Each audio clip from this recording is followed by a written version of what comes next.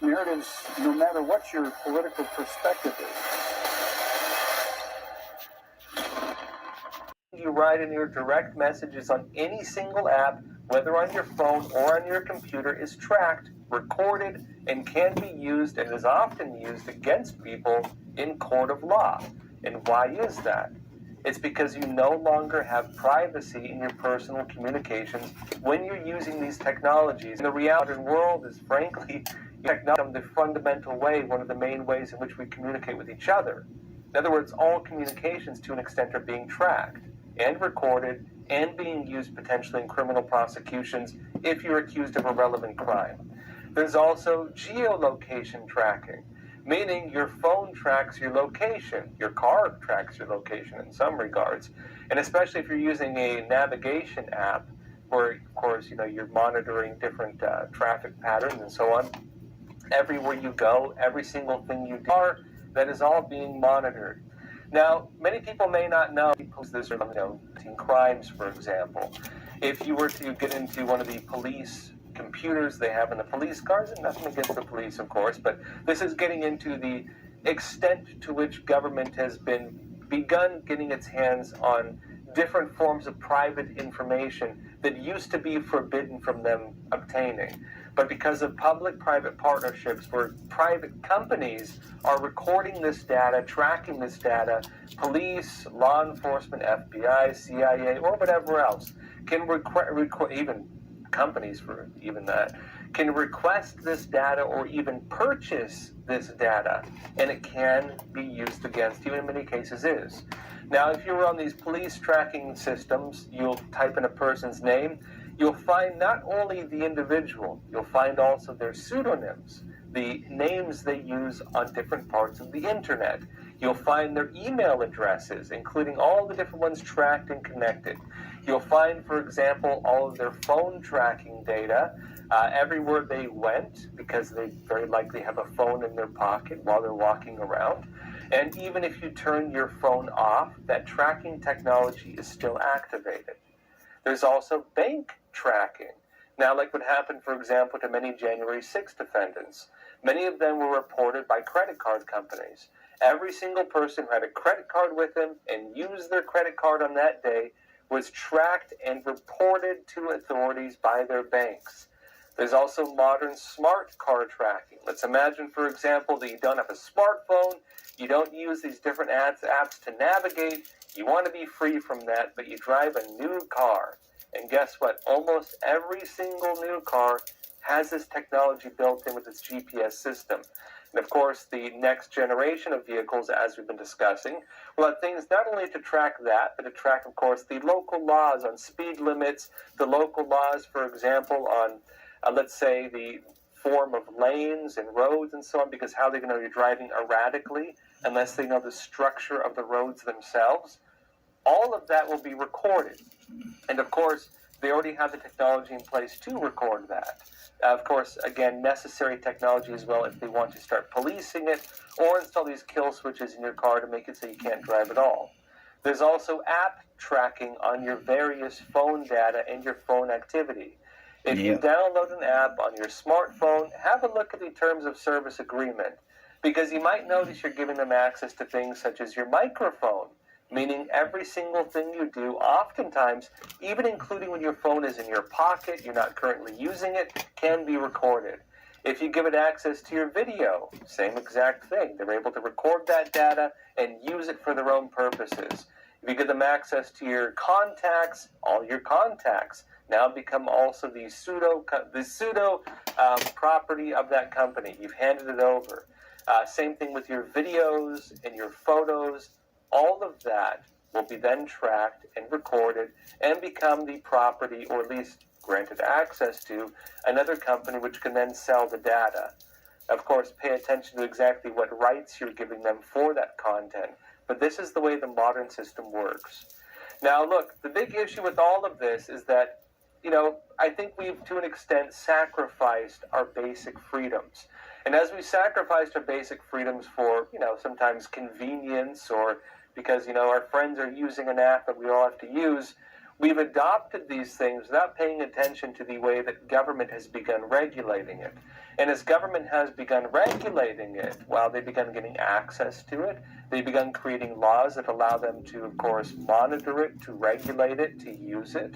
And as these things have expanded over time, there become loopholes. And these loopholes have allowed a public-private partnership that has allowed government, law enforcement, federal agencies, and many other things to track this data, obtain this data, use this data, and prosecute you with this data in ways that the Constitution would otherwise protect us against. And we see it already being used against things, for example, like, counterterrorism laws, where even patriots are being labeled, using terrorist labels now. We see it already being used in criminal prosecutions where people's political viewpoints are being used against them, including, for example, if you happen to support the former president, Donald J. Trump, that is being used against people in the court of law, especially as it relates to J6. And we're also seeing it being used when it comes to this basic internet censorship. Now look, this is not to mention the various forms of tracking and surveillance that are on the horizon, the things still being proposed. We've talked before about centralized banking digital currencies, CBDCs. In other words, digital dollars, digital currency, cryptocurrency, which regulations are now removing the crypto part, meaning it can and will be tracked. Now, this, in reality, while we talk about it in some regards, that, hey, it's going to track all of your activity. If you buy a product, the government can monitor what you're purchasing, and, of course, regulate it. In China, the Chinese Communist Party already does this, and you may be forbidden from buying certain products, like bus tickets. They have, dating apps that are only available for people of higher tiers, of course, because it's tied to your social credit score, meaning your good citizen score. Your score falls too low, they start making it so that you're limited on what you can purchase. You're limited on the access you have to the freedom other people enjoy, relative freedom. Freedom with strings attached they have in that society. It actually goes beyond that. A CBDC also creates a type of global citizenship tracking, because every single person will have to have an account. If you want to buy something, you have to have an account. If you're going to get, welfare, you have to have an account. If you're going to, for example, buy food, you need to have an account. In other words, everyone has to have one. And if you're then assigned that, what does that also mean? It means you have to have a digital device that allows you to use it, meaning you have to have a smartphone, maybe a chip in your hand like they're proposing now, or maybe a brain chip like Elon Musk is suggesting. You'll have to have a system through which to access it. And when you have that system, you're also tying yourself into every other form of surveillance, monitoring, tracking that we've talked about before. That includes video, audio, text, and also geolocation. Living in a glass house. Of course, purchases you're making, meaning your financial activities. And the problem they're having with enacting laws on CBDCs, centralized banking digital currencies, is they only really work if every country in the world adopts them. Now look, when it comes to the illegal aliens now flooding into the United States from all corners of the world, and the various programs now being offered to them, these things often double as a way to keep tabs on them. Take, for example, free health care. Now look, and I know it's controversial that many different states are giving free health care to illegal aliens. California is doing it, and people are saying, why are you doing this when we can't even make our budget? We have a massive deficit and you want to give free health care. The reason they do that, at least in my opinion, is this. These individuals already get free health care. If you're homeless, if you're an illegal alien, if you're not on the books, and you show up at the door of an American hospital, they cannot legally turn you away. It's against the law. They have to provide treatment. Now, that treatment is usually done on the grounds that you can actually pay it back. But in the event that you cannot pay it back, you don't have a home address, you don't exist on the books within the country, they have no way of tracking you or holding you financially accountable to the debts you have incurred. Then that fee has to go on to the federal government, which then reimburses it. And they found a way around this where they don't just make them pay it, because that's a limited fund and hospitals going out of business because they're running out of money. government isn't giving it to them anymore. That then goes to the taxpayers when they give it in terms of the Obamacare system. It goes into the premiums of people who are trying to buy health care for their families because we're forced to do so by government regulation. In other words, they found a way to defer that cost onto individual taxpayers. Yep. And as that system has taken place, what has happened? They've enacted a tracking system for illegal aliens. Now, remember, they're also giving them smartphones when they enter the country. Why are they doing that? It's a tracking system. And as you get more people here and more needed technologies and more system to support, you're going to have increasing systems to track, to monitor, to surveil individuals who are technically not on the books, and so they have to create new books and new ways of which to track these people. And as this whole system rolls out, this is laying the grounds for something George Orwell couldn't imagine. When George Orwell wrote his book 1984, the sci-fi kind of dystopian picture of what the world might look like, he was thinking of telescreens. Your TV is watching you. How far beyond that have we gone already? Now we're in a system, in this world right now, where almost everything is becoming digitized. And as government moves into the digital space, it means that everything will also be governed. And of course, this is representing a new type of totalitarianism that I think reflects what Klaus Schwab is saying. You won't have any privacy anymore, and your personality is going to have to change to reflect that. A future, for example, that I personally don't want to see happen. And I hope they do create some regulations to prevent that from taking place. Of course, a lot of it is already in place, and I think this needs to be clarified in terms of where the barriers are within the boundaries of our own constitutional protections. All right.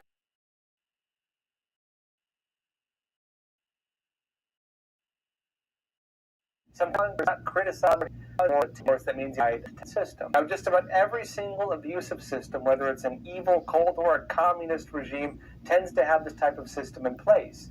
And as they attack various groups in society, the ongoing narrative is, you'll be safe as long as you follow along. And look, right now in the free world, this agenda is now rearing its head. In fact, many individuals are talking about it. I'll give you one example. Klaus Schwab of the World Economic Forum. Let me show you what he had to say. Dans ce nouveau monde, on doit accepter une transparence. Ça devient, comment dirais-je, intégré dans votre personnalité. Mais si on n'a rien à cacher, il ne faut pas avoir peur. Now look, as he's saying, you'll have to accept total transparency. What does that mean? It means everything you do will be tracked. Everything you do will be watched. Nothing you do will be private. And as he states, it will become integrated into your personality. What does he mean? He means that your very nature, your personality, is what I assume he's saying, will have to become reflective of this new state of total transparency and the total elimination of privacy. You will have to change. Your personality will alter to align with the new state of the society. And as he says, quote, if you have nothing to hide, you shouldn't be afraid. And if that sounds familiar, that's that exact same narrative we've been talking about. Now, this actually is being proposed in different forms in the United States even. We've talked about, of course, lots of different things. One of the big ones on the horizons will even be kill switches in your cars. In fact, they're looking to make it so that they can shut down your car if you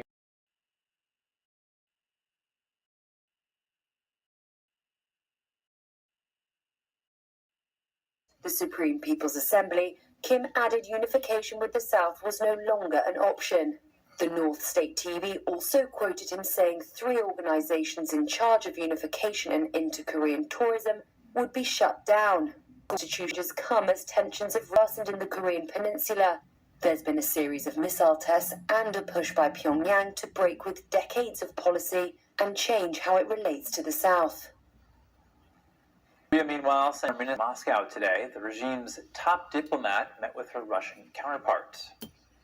North Korean force said that ties with Russia are developing in line with the plans of the two countries' leaders. She also emphasized that North Korea and Russia have a long history and tradition of friendship, and that the United States and its allies are concerned about this relationship. The Russian foreign minister said they would discuss the broader situation on the Korean peninsula. He also criticized U.S. policy against North Korea. The Kremlin said Russian President Vladimir Putin would meet both ministers later today to discuss the results of their talks. And now, more in international news. We have some short headlines from Switzerland, Poland, and other European countries. Global leaders are at the World Economic Forum in Switzerland this week. Top officials from the U.S., Europe, and Asia will be prominent today. Also today, U.S. Secretary of State Antony Blinken met with Ukraine's President Volodymyr Zelensky, is headlining the first full day of the World Economic Forum's annual meeting. We're determined to sustain our support for Ukraine, and we're working very closely with Congress in order to do that.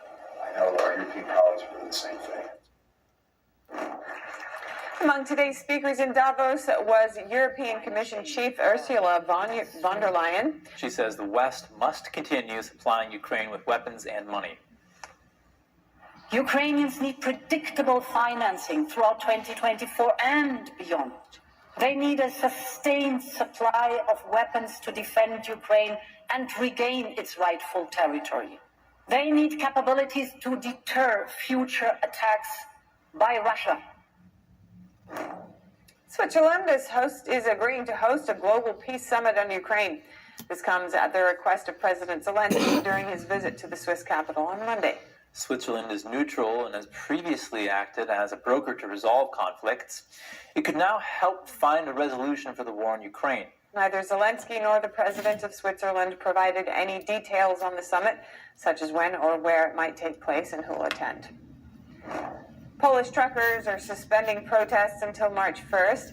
The truckers have been blocking some border crossings with Ukraine since November.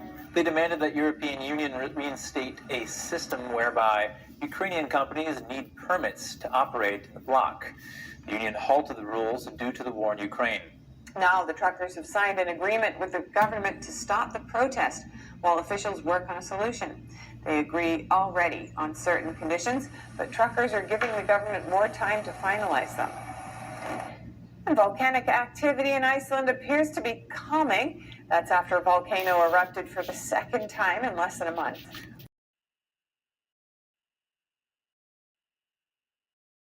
The missile parts in a raid last week. Now this marks the latest seizure by the U.S. Navy of weapon shipments bound for the rebels, who've launched attacks threatening global trade in the Red Sea and the Gulf of Aden over the Israel-Hamas war. The attacks, U.S.-led retaliatory strikes, and the raid all have raised tensions across the wider Middle East. Meanwhile, maritime security reports a Greek-owned vessel has been hit with a missile in the Red Sea off the coast of Yemen. It is thought to be the third incident involving the bulk carrier. The Iranian military launches missile strikes against what it calls a spy headquarters. They say targets are linked to the extremist group Islamic State in northern Syria. This happening late Monday in an upscale area near the U.S. consulate in Iraq. An Iraqi security official says the city was targeted with several ballistic missiles, killing 4 civilians with 6 others hurt. U.S. officials condemned the strike, calling it reckless and imprecise, but no U.S. facilities were hit or damaged. A Ukrainian sniper breaks the record for the longest kill shot, hitting a Russian soldier from nearly 2.5 miles away. The bullet took 9 seconds to cover that distance. The sniper operates under the Ukrainian Security Service. Snipers have become a crucial part of the war effort for Ukraine, said to be extremely effective. They allow Ukraine to create chaos on the battlefield with minimal manpower. Snipers generally target high-value commanders. If they can take those people out, it leaves units in disarray with no clear leadership. It also demoralizes the Russian soldiers and creates fear among the ranks. One sniper team alone has a confirmed kill total of 524 soldiers to date. Commanders and recent bombing in Kerman. An unnamed State Department spokesperson told CNN that initial indications show what he calls a reckless and imprecise set of strikes. He adds that no U.S. personnel or facilities were hit. In a strategic move, U.S. Navy